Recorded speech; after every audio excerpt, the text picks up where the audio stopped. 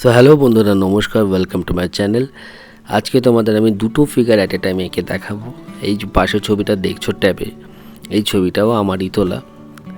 আমি চেষ্টা করি আমার রেফারেন্স ছবি আমি নিজেই ক্যামেরা দিয়ে শ্যুট করতে, তার জন্য আমি মাঝে সাঝে স্ট্রিট ফটোগ্রাফি করে থাকি।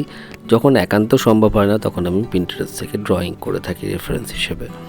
সো আমি তোমাদের যেটা সাজেস্ট করব, তোমরা এখন নিজের রেফারেন্স ছবি নিজেরাই ফটোশ্যুট করো। পকেটে তো মোবাইল থাকেই, তো মোবাইল ফোন দিয়ে ছবি তোলো।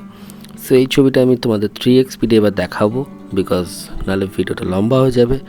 প্রায় 20-30 মিনিটের ভিডিও তোমরা দেখতে হয়তো পছন্দ করবে না। তো সেই ক্ষেত্রে আমি তোমাদের ডাইরেক্ট মেথডে এঁকে দেখাচ্ছি কী করে, ভেরি ইজি মেথডে, জাস্ট অবজারভেশন মেথড ইউজ করে আমি কিন্তু ফিগার ড্রয়িং করে তোমাদের দেখাচ্ছি। এখানে দুখানা ফিগার রয়েছে। এটা একটা ফ্রুট সেলার, রাস্তার পাশে ইনি এক ফল বিক্রি করছিল, কাটা ফল। এই রিজিয়নটা হলো ডালহৌসি রিজিয়ন, কলকাতাতে যেটা রয়েছে। একজন বৃদ্ধ ভদ্রলোক তার হাত থেকে ফলের যে প্লেটটা সেটা সংগ্রহ করছে। সেই ছবিটা আমার মনে হয়েছিল খুবই ক্যাচি, তো আমি ক্যামেরা তুলে নিয়েছিলাম, সেটাই তোমাদের এঁকে দেখাচ্ছি। ভীষণ লুজলি আমি ড্রয়িং করছি। প্রথমে ফাইনাল আমি কিছুই আঁকছি না, খুব হালকা প্রেশারে পেন্সিলের সাইড দিয়ে, শীষটা আমি যেহেতু লম্বা করে কেটেছি, পেন্সিলের সাইড দিয়ে আমি তোমাদের এঁকে দেখাচ্ছি আউটলাইনটা। তারপর আমি আস্তে আস্তে ডিটেলিংয়ের দিকে যাব। ডিটেলিং তখনই করবে তোমরা, ধরো যখন যদি তোমরা লাইভ স্কেচিং করো, একেবারে ডাইরেক্ট দেখে আঁকো, সেক্ষেত্রেও তোমরা ডিটেলিং সবার লাস্টে, শেডিং সবার লাস্টে করবে। আগে এরকম আউটলাইন করে নাও, ওকে?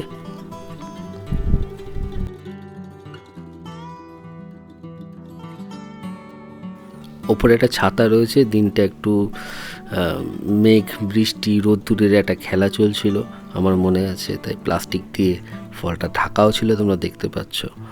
দারুণ একটা সুন্দর দিন ছিল যেদিন আমি গেছিলাম ফটোশ্যুটটা করতে। তো পাশে আরেকটা ফিগার রয়েছে, একজন বৃদ্ধ, ইনি ফল কিনছিলেন।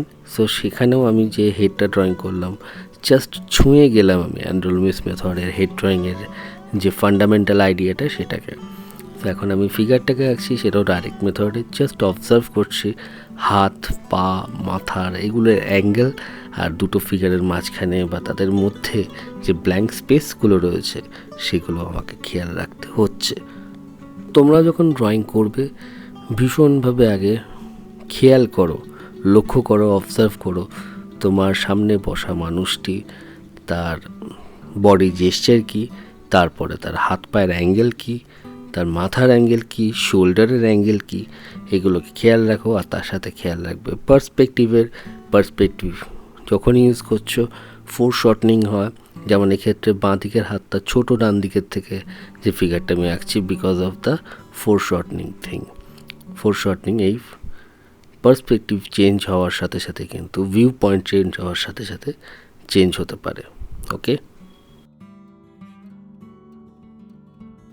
সো তোমাদের মধ্যে যেটা আগে দরকার সেটা হলো গিয়ে খিদে।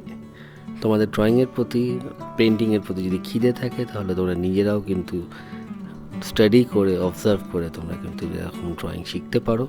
তার জন্য তোমাদের হেল্প করার জন্য আমি একটা সুন্দর ভিডিও করেছিলাম, সেটা তোমরা দেখো কয়েক মাস আগে।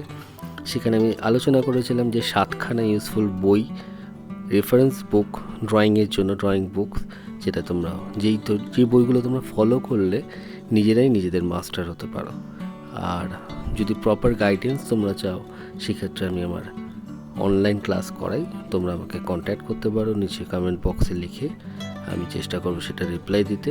যদি ডিটেলস জানতে চাও, আমার হোয়াটসঅ্যাপ নাম্বার আমি স্ক্রিনে দিয়ে দেবো, সেটাকে তোমরা দেখো, ওকে? সো এখন দেখো যে আমি কি করে হেডটা ড্রয়িং করছি। পুরো ভিডিওটা দেখতে থাকো, শিখতে পারবে অনেক কিছু, যে কী করে হিউম্যান ফিগার আঁকতে হয়।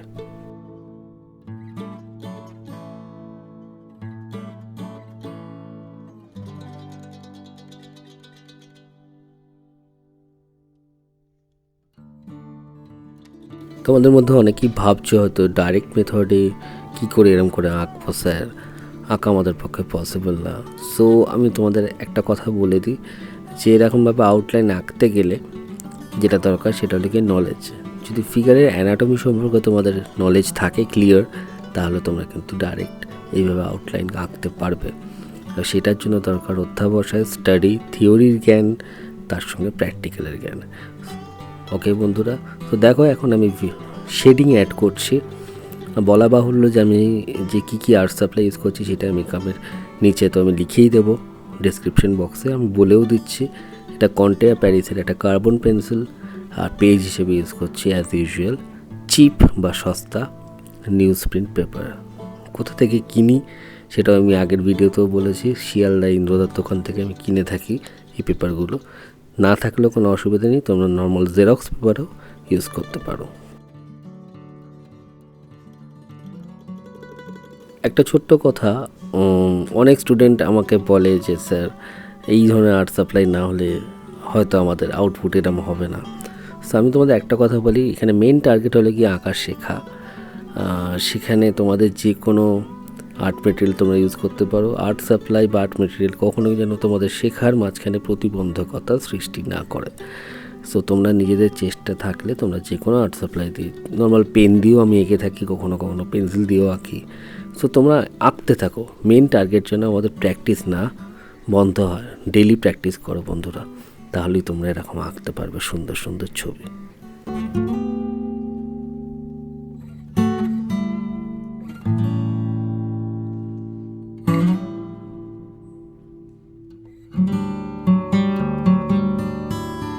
সো শেডিং প্রায় শেষের দিকে নেই, এখানে আমি জাস্ট একটু সময় রয়েছে তাই আমি দেখাচ্ছি, না করলেও হয়। তোমরা যখন লাইভ স্কেচ করবে তোমাদের মেন টার্গেট হবে কি আউটলাইন স্কেচিং করা, জেস্টার ড্রয়িং করা ফিগারে। যদি সময় থাকে তাহলে পারিপার্শ্বিক অবস্থাগুলো এরকমভাবে তোমরা আঁকতে পারো বা নাও আঁকতে পারো সময় না থাকলে। সো বন্ধুরা, ভিডিওটা এখানেই শেষ করতে হবে। দেখা হবে নেক্সট কোনো এরকম ইনফরমেটিভ ভিডিও নিয়ে। এই ধরনের নানা ধরনের ফিগারেটিভ পেন্টিংয়ের ওপরে, পোর্ট্রেট ড্রয়িংয়ের ওপরে, আর্ট মেটেরিয়াল আনবক্সিং রিভিউয়ের ওপরে, আর্ট টকের ওপরে, ভ্লগের ওপরে নানা রকম চ্যানেলে আমার এরকম ভিডিও আসতে থাকে মঙ্গল আর শুক্রবার সন্ধ্যে 7টার সময় ইন্ডিয়ান টাইম অনুযায়ী। তোমরা তাই লাইক, শেয়ার, কমেন্ট করো।